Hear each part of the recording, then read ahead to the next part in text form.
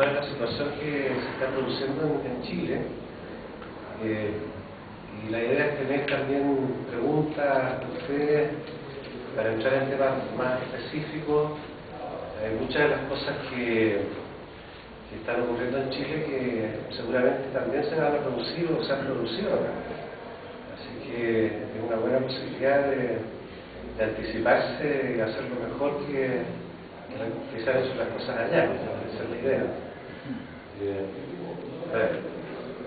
Este proyecto comienza, ¿cierto?, en la época de la crisis asiática, en que los economistas, tanto de gobierno como de oposición, estimaban que el potencial de crecimiento del país era un 3%. Yo en ese momento era vicepresidente del Colegio de Ingenieros y trabajaba en el área de estrategia, por lo tanto sabía que esa cifra no podía ser cierta.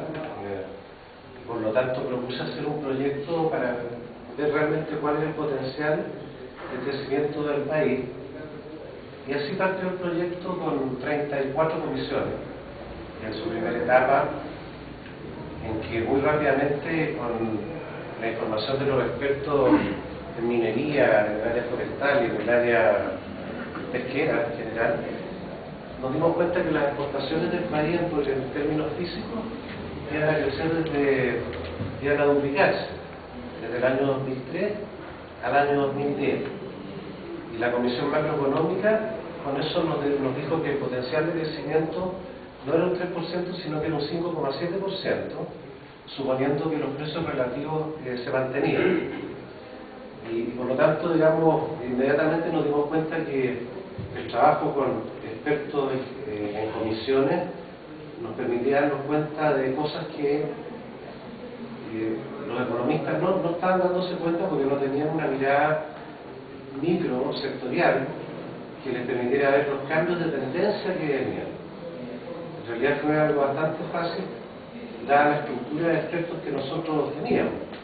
Y en ese momento nosotros tuvimos que responderle a la comunidad por qué estábamos haciendo un proyecto país en el Colegio de Ingenieros.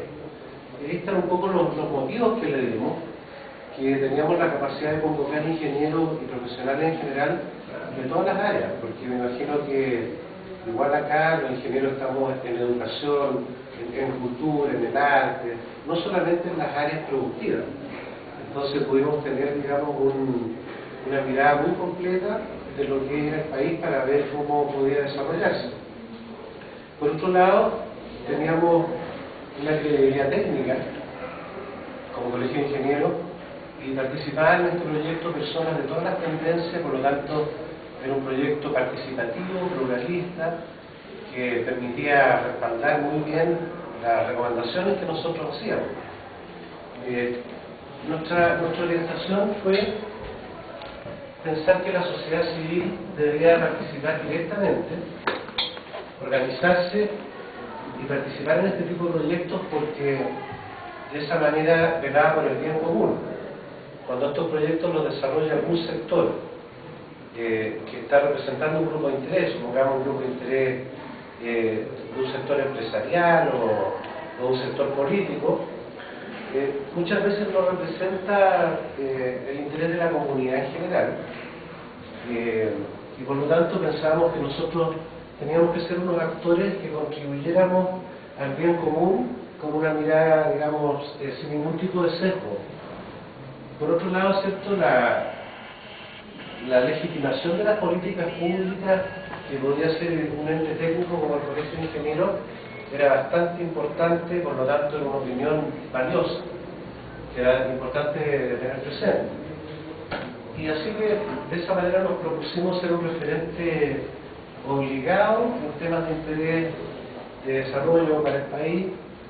En el principal diario del país incluso sale un editorial en el primer año del proyecto en que dice que nuestro éxito va a depender de la calidad de los miembros de las comisiones y de la independencia de intereses corporativos. Y compara nuestro proyecto con el que podrían hacer otros conglomerados políticos y dice que no siempre, digamos, los proyectos de los partidos políticos representan lo que es más adecuado, ¿cierto?, a los problemas del país o lo que los equipos técnicos proponen. porque en realidad toman muy en cuenta los efectos electorales de corto plazo. Y por lo tanto no siempre plantean las cosas que hay que hacer que significan costo político. Y por lo tanto, digamos, nosotros sí estamos en condiciones de aportar una mirada bastante más descarnada, que aun cuando hubiera costos políticos, porque nuestro rol es técnico, y desde ese momento, cierto, lo hemos estado haciendo, y ha sido una contribución para mejorar la calidad de la discusión. Las comisiones que fuimos creando a partir de estas 34, hoy ya son más de 60, partieron muy concentradas en la parte productiva, sobre todo en lo que son los sectores exportadores, porque dado que Chile es un mercado bastante pequeño, la forma en que crece es a través de las exportaciones, porque el crecimiento del mercado interno es bastante limitado. Entonces, tomamos todos estos sectores en los cuales Chile tenía algún potencial de desarrollo exportador, como es la parte alimentaria, la parte minera, los sectores forestales o algunos otros sectores industriales con ventajas competitivas. Nos preocupamos de temas de posicionamiento del país en el mercado externo, de temas de plataforma de negocio, gestión y de turismo y local, que también es una cosa que tiene mucho potencial, de ser una plataforma en términos de tecnología e ingeniería, con áreas como servicios globales, por ejemplo, que tienen mucho potencial de crecimiento, pero también nos fuimos dando cuenta que el problema no era en realidad el crecimiento económico. En realidad la conclusión es que el crecimiento del capital humano y el capital social es lo que produce el desarrollo. El crecimiento económico solamente significa que el país tiene riqueza, pero la forma en que esta riqueza se distribuye mejorando la calidad de vida de las personas es cuando estas personas tienen un puesto de trabajo con una productividad más alta y por lo tanto tienen la posibilidad de ganar rentas más altas. Uno en un extremo podría tener un país petrolero, supongamos, con un Producto Interno Bruto per cápita muy bueno, pero a lo mejor la gente de ese país, si no tiene una buena preparación, de todas maneras va a tener un trabajo muy básico con rentas bajas. Entonces el crecimiento económico no es suficiente para producir un crecimiento y desarrollo del país, sino que es más bien un problema, no de la parte productiva, sino que más bien un problema del desarrollo del capital humano. Por lo tanto, fuimos creando una gran cantidad de comisiones que se hacían cargo de la calidad de vida, de la seguridad social y de una serie de aspectos que ya no eran productivos, sino que tenían que ver, cierto, por ejemplo, con lo que es capital social y de identidad, incluido todo lo que es educación, aspectos de valóricos que era importante también de ir desarrollando, y por supuesto todos los sectores de servicios básicos, área logística, de buenas prácticas y de reforma del Estado y de las instituciones públicas. Entonces, llegamos, yo diría que bastante cerca hoy día de cubrir todos los aspectos importantes para el desarrollo del país.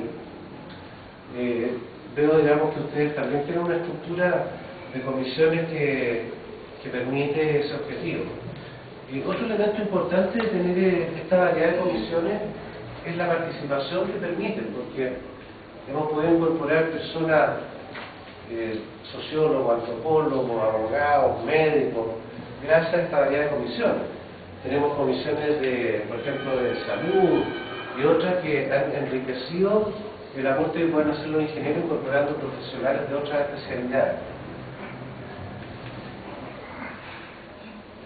Bueno, vamos a revisar entonces, hecho esta introducción sobre lo que es el proyecto País, vamos a revisar cuál es la situación que hemos encontrado en estos últimos años.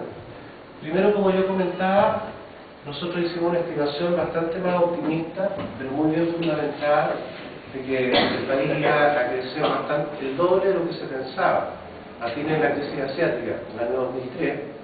En realidad, bueno, y eso era bastante optimista porque suponía algo que nunca se da en la práctica, que íbamos a hacer las cosas bien. Era definitivamente un escenario optimista, y la verdad de las cosas es que nos quedamos bastante cortos, porque en ese periodo las exportaciones no solo se duplicaron, en realidad crecieron entre el 2003 y el 2010 3,8 veces, gracias a que aumentaron los precios de los productos que se exportaban, el cobre y otros, ¿verdad? Entonces fue un crecimiento muy gigantesco, digamos, que permitió que el Producto Interno Bruto se triplicara. El Producto Interno Bruto el año 2003 era de 67.000 millones de dólares, ya en 2010 pasó los 200.000 millones de dólares. Ese Producto Bruto nos transformó en 7 años de un país pequeño en un país de un tamaño medio, un Producto Bruto mayor que el de Israel, similar al de Portugal, a Irlanda, Malasia, ¿cierto? Entonces nos encontramos hoy día en una etapa que no nos esperábamos, que es tener una economía que ya no es pequeña, pero a la vez eso nos está significando desafíos nuevos y cada vez más difíciles, que probablemente también a ustedes les va a ocurrir, ¿cierto? En la medida que van avanzando, se van a enfrentar a las dificultades que nosotros nos estamos enfrentando. Nosotros en la última versión de actualización del proyecto con horizonte al año 2025, lo que hemos detectado con expertos en estos sectores es que estos sectores que permitieron ese rápido crecimiento en la década pasada, que son básicamente el cobre, el área forestal, la pesca, que en el año 2010 representaron el 69% de las exportaciones, nos encontramos con que esos sectores pueden seguir creciendo, pero ya de forma bastante moderada, como ocurre, digamos, normalmente con los recursos naturales, incluso cuando son renovables, como es el caso pesquero, de todas maneras tienen una cota. Por ejemplo, nosotros en la parte pesquera podemos extraer al año 5 millones de toneladas. Perú, que es uno de los 2 o 3 paraísos pesqueros del mundo, puede extraer 8 millones de toneladas. Pero esa es una cota, porque si se extrae más peces, inmediatamente se muere, se acaba la biomasa pesquera. Entonces uno llega, incluso con recursos naturales que son renovables, puede crecer hasta cierto nivel, y de ahí en adelante ya no puede crecer. Lo mismo los bosques que se plantan, ¿cierto? Ya en el país no quedan terrenos de grandes extensiones para ser plantados, porque los terrenos que van quedando, la propiedad está bastante atomizada, y por lo tanto las empresas forestales chilenas ya no están creciendo en el país, sino que están plantando en Argentina, en Uruguay, en Brasil, y por lo tanto también podríamos decir que la biomasa forestal ya no puede aumentar más y no está aumentando más. Los crecimientos que estamos teniendo hoy día son por industrialización, pero eso también tiene un límite, ¿ya? Y peor aún en el caso minero, porque ese es un recurso que se agota. A pesar de que Chile tiene las mayores reservas de cobre del mundo, lo que nos ocurre ahí es que muchos yacimientos ya están en su término de la vida útil, y con una inversión de cerca de 60.000 millones de dólares, más o menos la mitad de esa inversión se va solamente en reponer capacidad productiva de los yacimientos que se agotan, pero en yacimientos que ya no son tan buenos como los anteriores. Si bien hay mucha reserva de cobre, los yacimientos son cada día con leyes más bajas, ubicados en zonas más inaccesibles, con costos de transporte más altos, con dificultades de agua, que es muy necesaria para la minería, a la vez de que se ha producido, ¿cierto?, un déficit de capital humano. Nos hacen falta alrededor de 12.000 profesionales para los proyectos que estamos enfrentando. Y ese tremendo esfuerzo de inversión, que es gigantesco, de 60.000 millones de dólares, apenas nos está permitiendo crecer un 2,6% anual, y el mercado mundial crece un 3,4%, esperamos que va a crecer un 3 y tanto. Por lo tanto, Chile está perdiendo ya participación en el mercado mundial. A pesar de tremendos esfuerzos, digamos, no logramos mantener el ritmo de crecimiento de la demanda. Y cada día es más difícil, y creo que sacar hoy día una tonelada de cobre en Chile cuesta el triple de lo que costaba hace 15 años atrás.